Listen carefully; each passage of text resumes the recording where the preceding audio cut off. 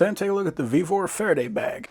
You can see this is a fairly large bag. In the instructions it says we got a couple of different models. You can match that to whatever size you need. It actually has a D-ring on it, so if you want to hang it up by something, we can do that. We got Velcro here on the front, and we got Velcro on the back. We want to secure this because this whole thing is going to have a Faraday screen in it. We need to fold over once, and then fold over twice. That way there is no chance that it's going to get a signal in there because it would have to go completely around that curl. So very well designed.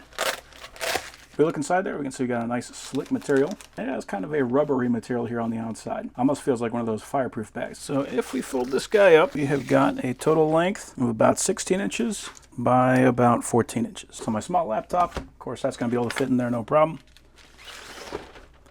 No issue whatsoever. With my large laptop, this is a 17 inch.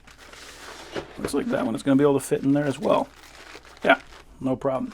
So I can fit small and large laptops.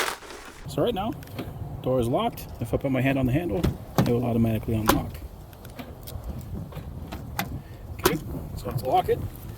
Put it in the bag. No more. Pull it out. And it works again. So yeah, that thing is working perfectly. That is a very nice Faraday bag.